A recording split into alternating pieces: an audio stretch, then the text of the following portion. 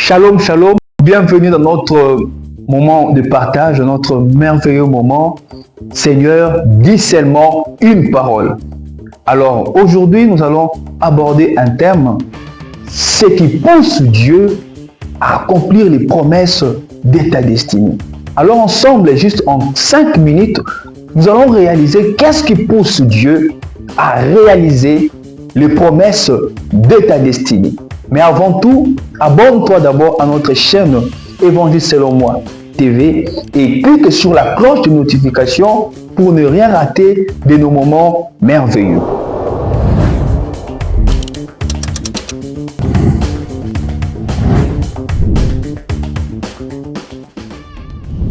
Qu'est-ce qui pousse Dieu à réaliser les promesses de ta destinée?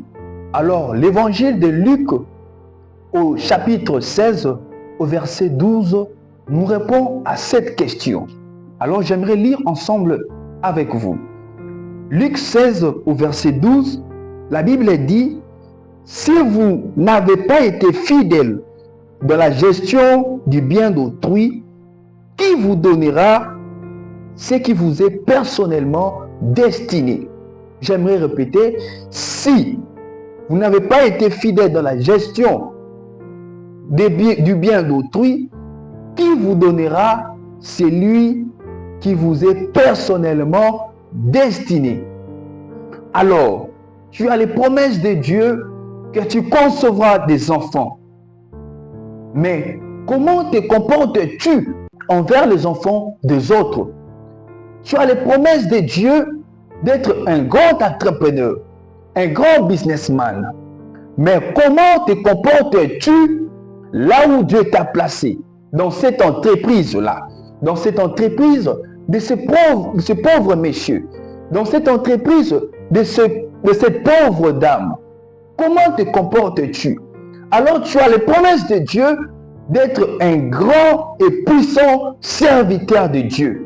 Mais comment te comportes-tu dans le ministère de cet homme de Dieu où Dieu t'a placé?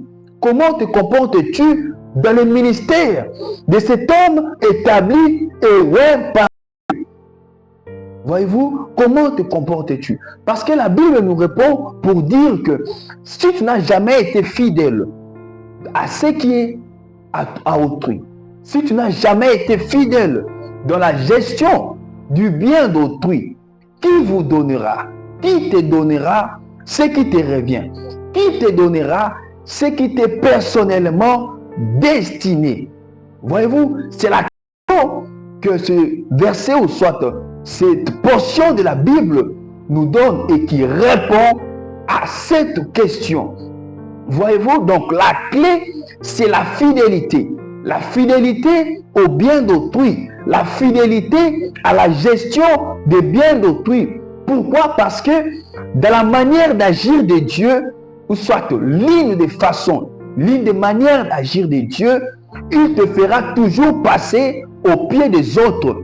Il te fera toujours passer dans le chemin des autres pour soit être éprouvé, soit être formé.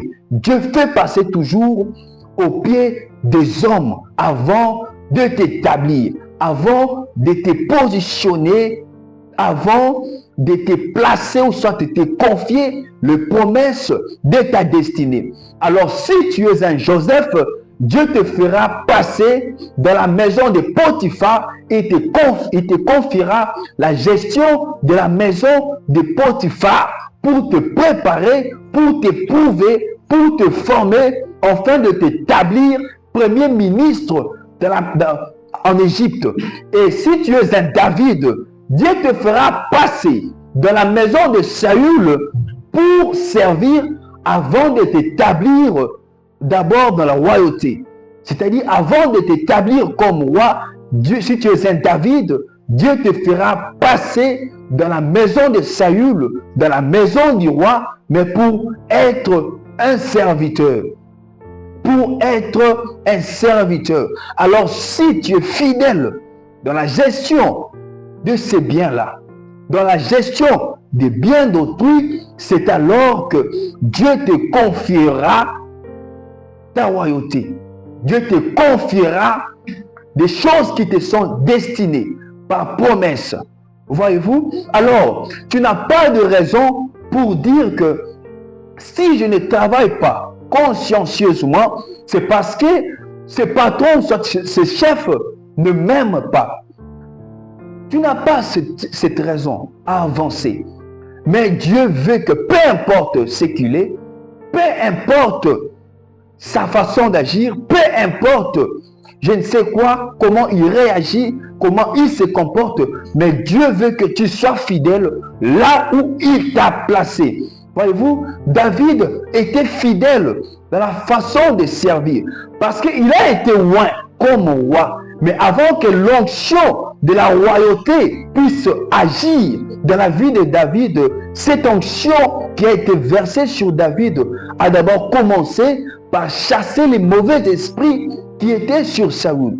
Voyez-vous, alors Saül qui avait un regard, qui avait un regard malveillant, qui avait de mauvaises motivations contre David, mais David n'a pas regardé cela. David a été fidèle dans la gestion, dans la façon de travailler pour que l'onction de la royauté qui était sur lui commence d'abord par chasser les mauvais esprits qui étaient en Saül. Et cela veut dire que David travaillait pour que Saül puisse opérer ou soit exercer sa royauté en bonne et due forme, pour que Saül réussisse dans son exercice de roi. Alors, Dieu t'attend de la fidélité, de la gestion des biens d'autrui avant de t'établir. Dieu t'attend de la fidélité, de la gestion des biens d'autrui avant de te donner ce qui t'est réservé, ce qui t'est destiné. Oui, tu seras un grand entrepreneur, mais commence par être fidèle dans cette entreprise de ce pauvre monsieur, de cette pauvre dame où Dieu t'a placé. Oui, tu seras un puissant et un grand serviteur de Dieu, mais commence d'abord par être fidèle dans ce ministère où Dieu t'a établi. Oui, tu auras des enfants, tu concevras des enfants, tu auras un mariage, mais commence par être fidèle vis-à-vis aux enfants des autres, vis-à-vis au mariage ou soit au foyer des autres. Car Luc 16, au verset 10, la Bible dit, si tu n'es pas fidèle aux petites choses, on ne te confiera pas des grandes choses. Alors, pour cette semaine, le Seigneur veut réaliser des choses merveilleuses avec toi. Mais il t'attend dans la fidélité. Sois fidèle.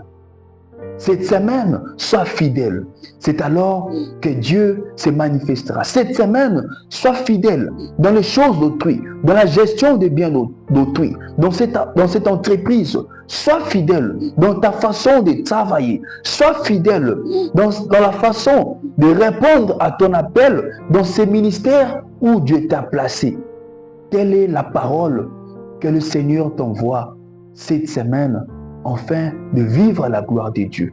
Mais pour y arriver, Jésus dit dans Jean 15, le verset 5, « Sans moi, vous ne pouvez rien faire. » Alors sans Jésus, tu ne peux y arriver. C'est pourquoi je t'invite, au début de cette semaine, commence à revoir ta relation avec Jésus.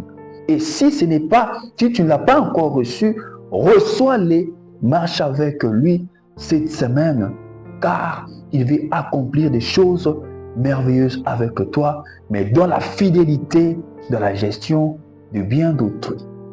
Que cette parole t'accompagne tout au long de cette semaine. Que Dieu vous bénisse.